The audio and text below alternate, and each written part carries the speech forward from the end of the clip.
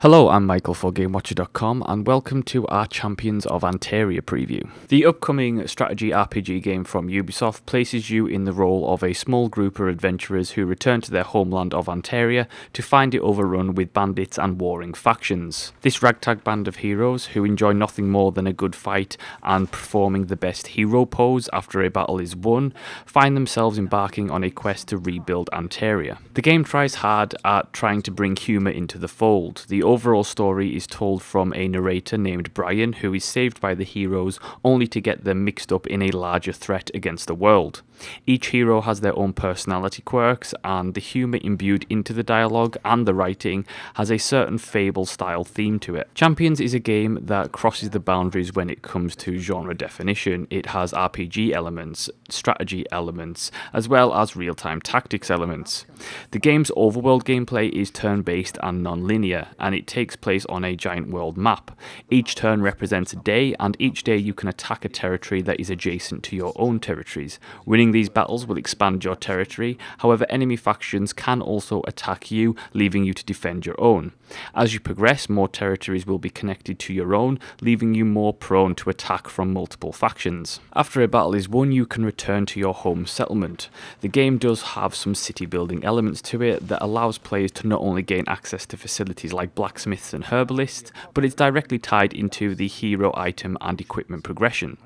As you gain renown, more buildings will be unlocked, allowing you to expand your town into new sections. There are a variety of buildings, from resource production to townhouses for the populace. The game town building is fairly simplistic, but it serves as a nice distraction from the main game. Once you're ready to take on the world of baddies, you can select a available mission from the world map. After a selection, a briefing screen shows up that allows you to pick whichever heroes you have unlocked at the time, with up a maximum of 3 heroes for any one mission.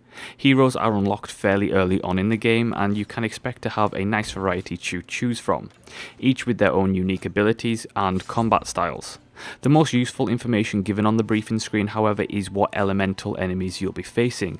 The entire hero and combat system works from an element wheel. Each hero and enemy will have an affinity to a certain element, such as fire, lightning, nature, or metal. Some elements are neutral to each other, but others will be weak or strong against another, meaning that they will do less or more damage. Metal, for example, is powerful against nature but weak against fire.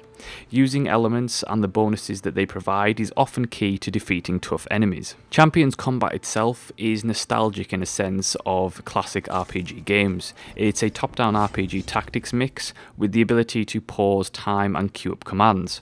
It blends real-time strategy action with a tactics of a classic RPG, giving it a very similar vibe to that of something like Divinity Original Sin.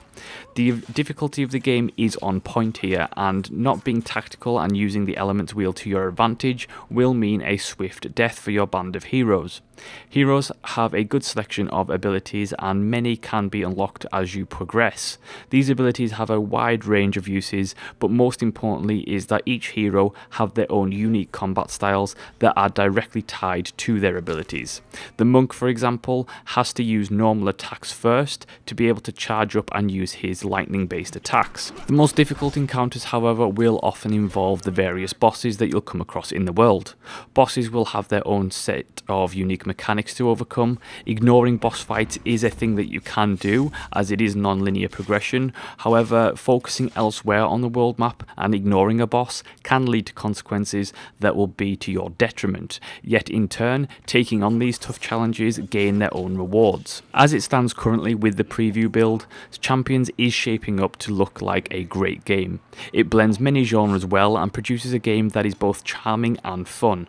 The graphical art style of the game, mixed with the humour-filled dialogue, creates a Warcraft plus Fable nostalgia. Mechanically, the game is so far well executed. The combat has a nice depth to it, and it contains a difficulty that should be challenging for most players. It will be interesting to see what the game still has to offer upon its full launch, but I certainly see many people being held from start to finish. Champions of Anteria is set to release on August 30th with a very reasonable price point of $30. Players can also purchase a season pass for downloadable content that will come after launch. Now, there are no details on the DLC as of yet, but it will hopefully include new heroes, areas and story expansions. And that's our preview of Champions of Anteria. Head on over to GameWatcher.com for more information about the game. Do like, subscribe and leave a comment, and we will see you next time.